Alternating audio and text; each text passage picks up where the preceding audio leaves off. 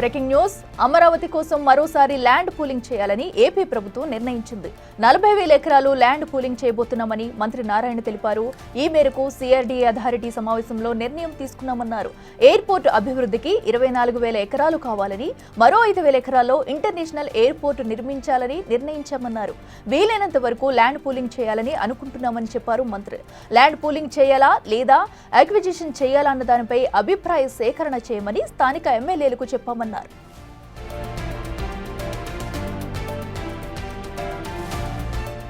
36,000 ఎకరాలు పూలింగ్ లో ఇవ్వడానికి రైతులు అంగీకరించినట్టు స్థానిక ఎమ్మెల్యేలు చెప్పారన్నారు మంత్రి నారాయణ. పెదకూరుపాడు నియోజకవర్గంలో 24,000 ఎకరాలు, తాటికొండ నియోజకవర్గంలో 12,000 ఎకరాలు ఇవ్వడానికి రైతులు ముందుకొచ్చారని చెప్పారు. 5,000 ఎకరాలతో ఒక ఎయిర్పోర్ట్ని నిర్మించారు, శంషాబాద్ ఎయిర్పోర్టు.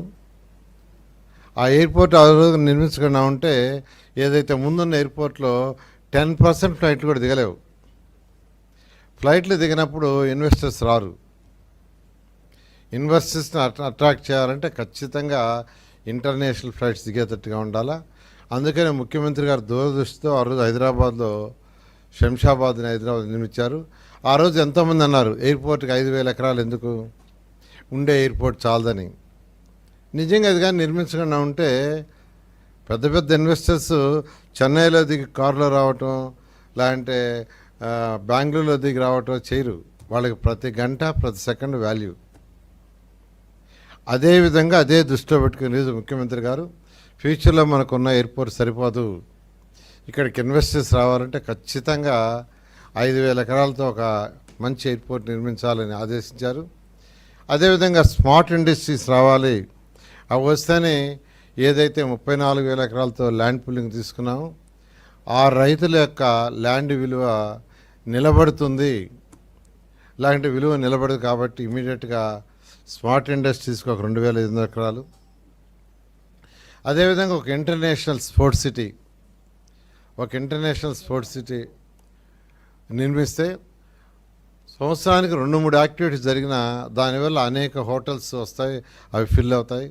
ప్రభుత్వానికి జిఎస్టీ పెరుగుతుంది, సర్వీస్ సెక్టర్ కూడా పెరుగుతుంది. దానివల్ల ఎంతోమందికి ఎంప్లాయ్మెంట్ వస్తుందనే ఉద్దేశంతో ఈ 3 ప్రాజెక్టులు టేకప్ చేయమన్నారు. అయితే ఆ 3 ప్రాజెక్టుకి ల్యాండ్ అక్విజిషన్, ల్యాండ్ పుల్లింగ్ అనే డెసిషన్లో అక్కడున్న ప్రజాప్రతినిధులు అధికారులకు ఇన్స్ట్రక్షన్ ఇచ్చాం. ప్రజల యొక్క అభిప్రాయం ఎలాగో తెలుసుకోమని. ఆల్రెడీ ఎమ్మెల్యే భాష్యం ప్రవీణ్ గారు అక్కడ ఉన్న విలేజ్లతో గ్రామ కమిటీలు పెట్టి మాట్లాడితే దాదాపు 24,000 ఎకరాలను యాక్చువల్గా ల్యాండ్ పుల్లింగ్ ఇవ్వడానికి వాళ్ళు యాక్సెప్ట్ చేశారు. అంటే యాక్చువల్గా మనకు 10,000 ఎకరాలు యాక్చువల్గా ఈ ప్రాజెక్ట్స్ కావాలి. 2,500. అదే 10,000 ఎకరాలు అంటే మనకు మిగిలేది 25% అది చేయటానికి. అంటే ఒక 40,000 ఏకర్స్ తీసుకుంటే ఈ యొక్క 10,000 ఎకరాలు మనకు మిగులుతుంది. అయితే వాళ్ళు ఇన్ఫ్రాస్ట్రక్చర్ చేయడానికి చేయాలి కదా, డెవలప్ చేయాలి కదా, దానికి మరి కొంత కావాల్సి వస్తుంది. దాని మీద ఫస్ట్ యాక్చువల్గా గ్రామాల్లో ప్రజల అభిప్రాయం తీసుకోమని 2 ఎమ్మెల్యేలకు చెప్పాము. అటు శ్రావణి గారికి, ఇటు భాష్యం ప్రైవేట్కి 2 చేస్తున్నారు. నేను అనుకోవడం ఇంకో 15 రోజుల్లో క్లారిటీ వస్తుంది. దాని మీద వీలైనంత వరకు ల్యాండ్ పుల్లింగ్లో తీసుకోవాలని, లేదు కాదు అంటే ల్యాండ్ అక్విజిషన్ అయితే వెరీ సింపుల్. 10,000 ఎకరాలు చేస్తే సరిపోద్ది. 10,000 ఎకరాలు తీసుకుంటే డైరెక్ట్గా దాన్ని వాడేస్తాం, అసలు ఇబ్బంది ఉండదు. ల్యాండ్ అక్విజిషన్ అయితే దానివల్ల రైతులు నష్టపోతారు. సో రైతులు నష్టపోకూడదనే ఉద్దేశంతోనే ఈ ల్యాండ్ పుల్లింగ్ ప్రిఫర్ చేస్తున్నాం.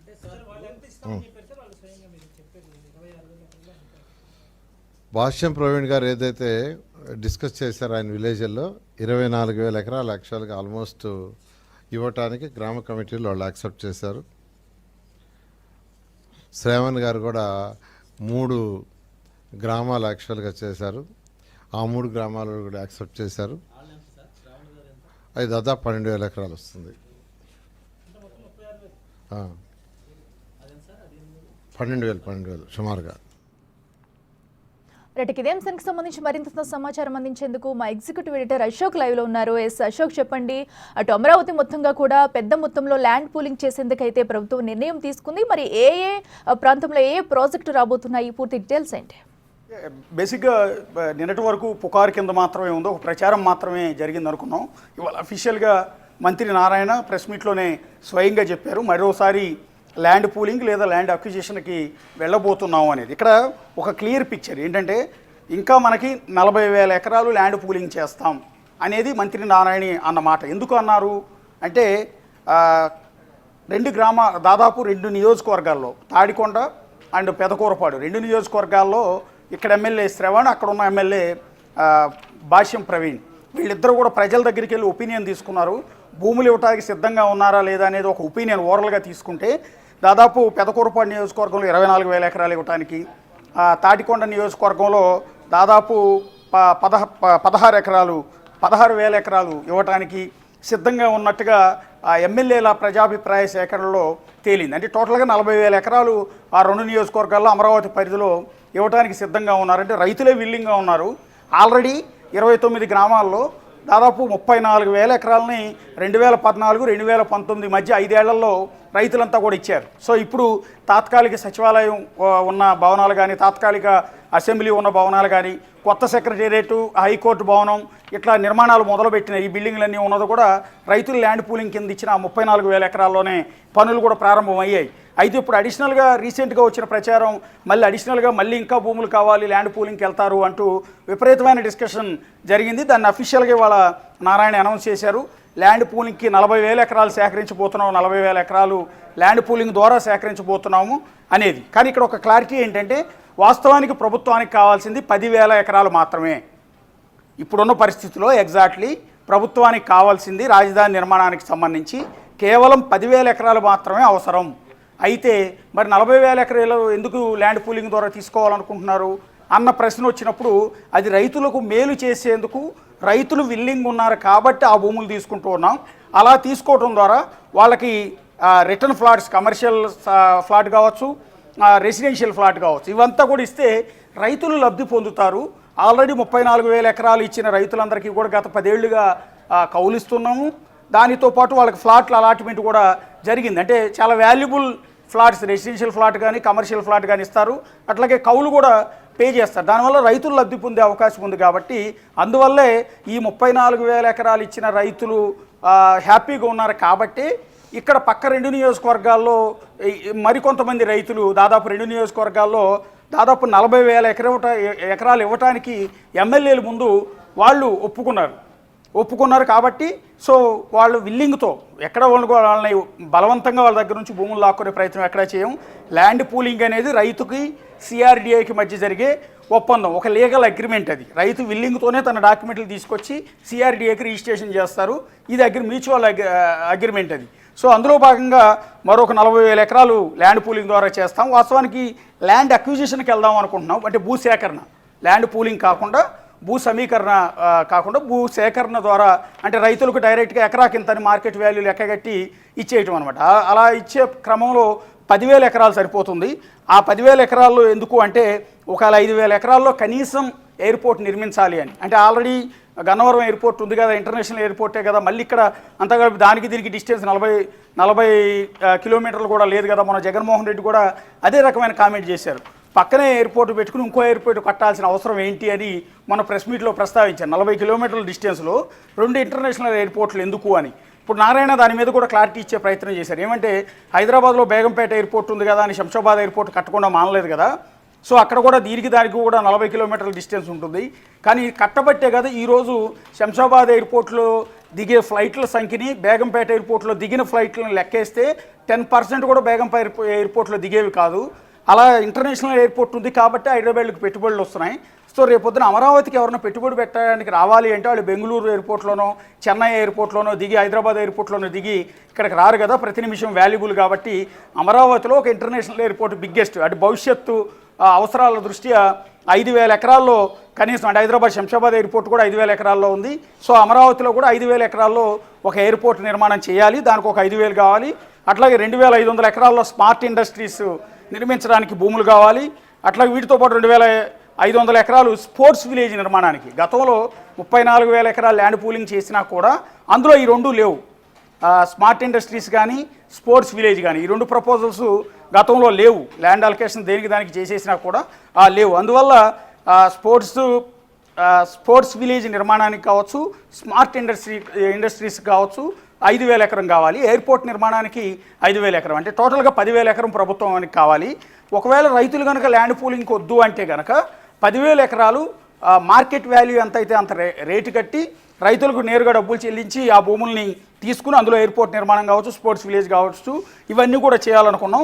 ఇందులో భాగంగానే రైతులు ప్రజల ఒపీనియన్ తీసుకునే ప్రయత్నం చేసినప్పుడు వాళ్ళందరూ కూడా మేము ల్యాండ్ పూలింగ్కే ముందుకు వస్తూ ఉన్నారు. ల్యాండ్ అక్విజిషన్ అంటే మార్కెట్ వాల్యూ ఎంత ఉంటే అంత డబ్బులు ఇస్తే అవి తీసుకోవడానికి రైతులు ఒప్పుకోవటంలా.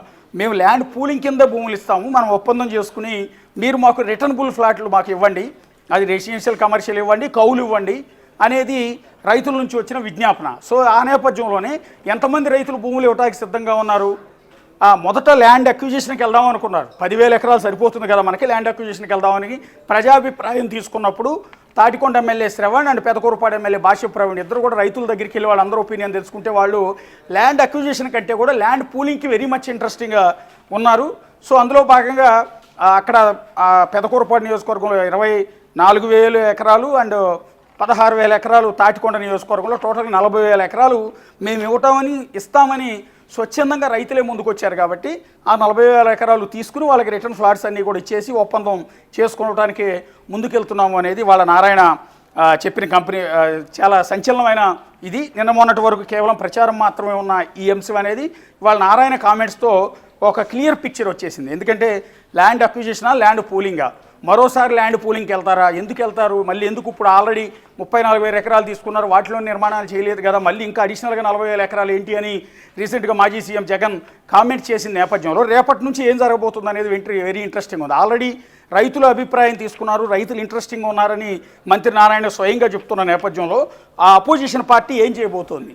సో ఈ ల్యాండ్ పూలింగ్ని వ్యతిరేకిస్తుందా, అప్రూవ్ మద్దతు ఇస్తుందా అనేది చూడాల్సి ఉంటుంది. ఎందుకంటే అమరావతిలో రాజధాని అంటే వైఎస్ఆర్ కాంగ్రెస్ పార్టీ ఒప్పుకోదు. వాళ్ళు 3 రాజధానుల ప్రపోజల్సే తీసుకొచ్చారు. అందువల్లే రాజధానిలో అమరావతిలో నిర్మాణాలు కూడా పూర్తిగా ఆపివేసిన పరిస్థితి కూడా ఉంది గత 5 ఏళ్లలో. సో ఈ నేపథ్యంలో ఇప్పుడు మరోసారి ప్రభుత్వం ల్యాండ్ పూలింగ్కి 40,000 ఎకరాలు తీసుకోవడానికి వెళ్తోంది. కాబట్టి వైఎస్ఆర్ కాంగ్రెస్ పార్టీకి ఒక వెపన్ దొరికినట్టే. దీని ద్వారా రేపటి నుంచి ప్రజల్లోకి వెళ్ళే ప్రయత్నం చేస్తూ ఉంటుంది. మరి రైతులు ఆల్రెడీ విల్లింగ్ ఉన్నారు అని ప్రజాభిప్రాయం ముందుగానే ప్రభుత్వం తీసుకున్న నేపథ్యంలో వైఎస్ఆర్ కాంగ్రెస్ పార్టీకి ఆ 2 నియోజకవర్గాల్లో ఉన్న రైతులు మద్దతు ఇస్తారా, వాళ్ళకి వీళ్ళని యాక్సెప్ట్ చేస్తారా, అసలు వీళ్ళని గ్రామాల్లోకి అనుమతిస్తారా వైఎస్ఆర్ కాంగ్రెస్ పార్టీ వాళ్ళని అనేది వెరీ ఇంట్రెస్టింగ్ ఉంది. అది రేపటి నుంచి అయితే ఒక పొలిటికల్ రగడ ఆంధ్రప్రదేశ్లో ఉండే అవకాశం అయితే చాలా క్లియర్గా ఉంటుంది. రైట్ అశోక్.